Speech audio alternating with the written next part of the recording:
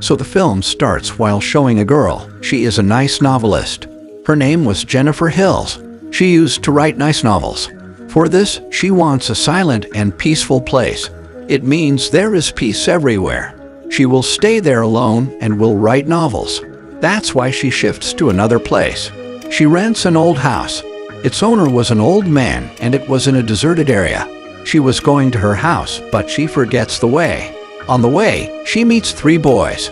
They were at a gas station, and they start flirting with her while talking to her very sweetly. With it, they also tell her the way to the house.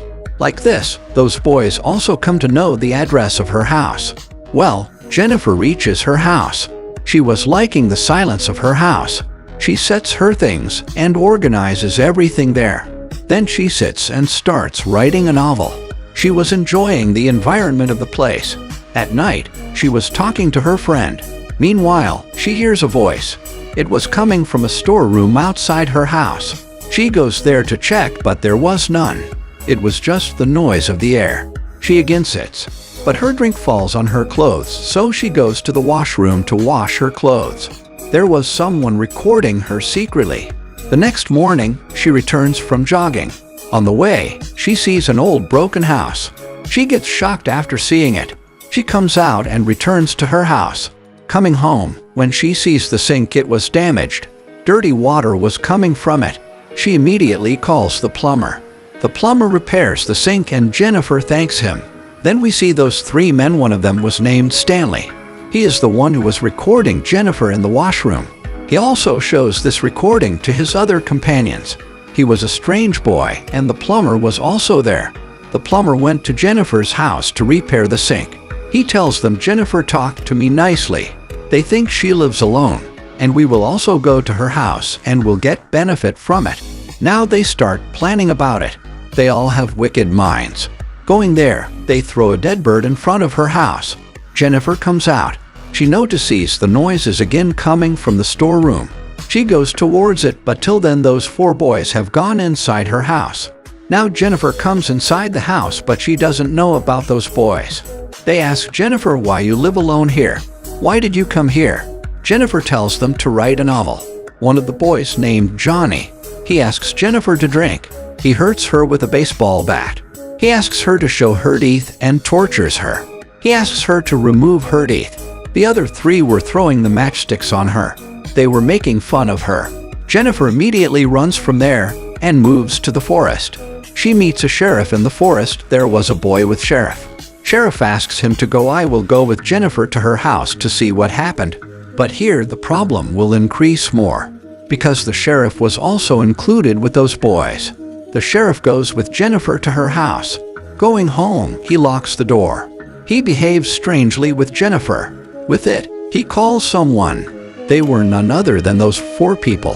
The plumber behaves badly with Jennifer. He seduces her, but even then Jennifer escapes from there. But she was caught again.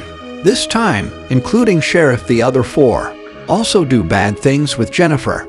They all were bad men. Jennifer's condition gets worse. She runs outside. While running, she reaches a bridge. She jumps in the water in front of all. They think maybe she is dead now. They start removing all the evidence. They set all the proof on fire from which they can be caught. They stand there for a long time to search for her, that she is dead or ran away.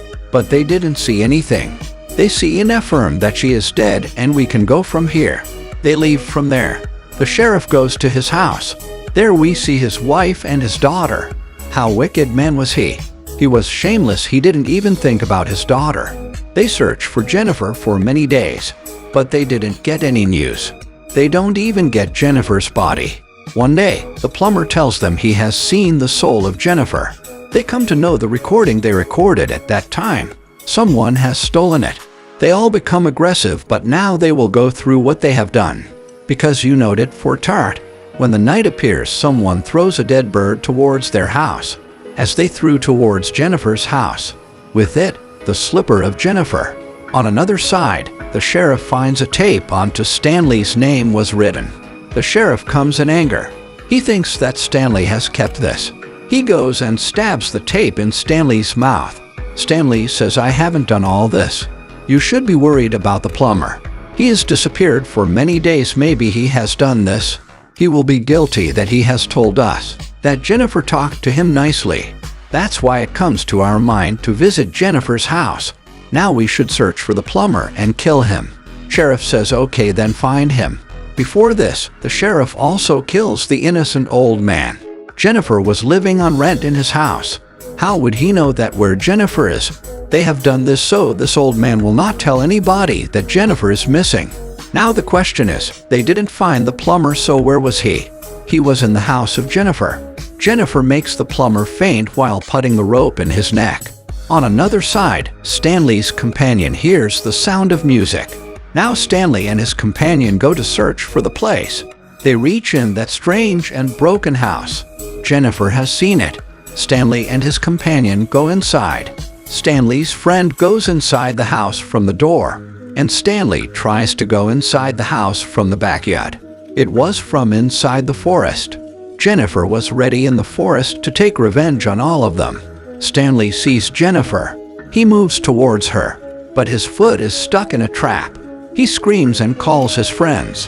His friends come and Jennifer attacks them with a baseball bat. She makes them faint. Jennifer has made 3 men faint now. She tied the friend of Stanley. She tied him to a bathtub and water was coming from behind. Jennifer has tied Stanley with a tree in the forest. She records him. She puts a dead rat in his mouth. The hook from which the fish is caught, she puts it in his eyes and hangs it with the tree, that if he will do any movement, his eyes will be cut.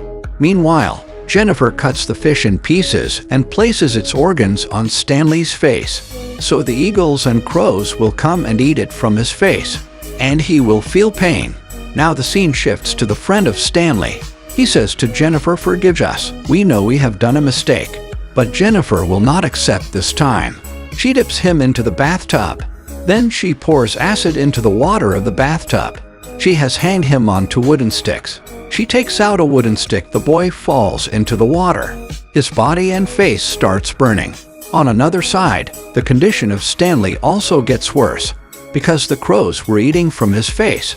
Due to this pain, he dies and she has got her revenge. Now Jennifer gets ready nicely. She again goes to the gas station. Johnny sees her there. He moves towards her, but this time Jennifer was very brave. She attacks his head and ties him at the same place where it happened to her. She does the same with him as it was about to be done with her. Jennifer takes out his all teeth. She also cuts his body parts with an electrical saw and forces him that you will eat them. Jennifer has to take revenge on plumber and sheriff. She has already caught the plumber. Now she goes to sheriff's house.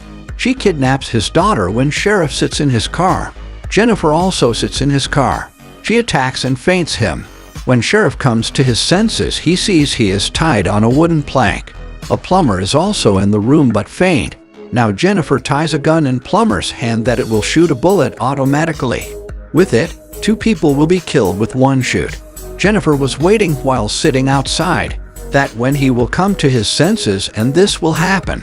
As the plumber comes to his senses, his hand moves and the bullet shoots.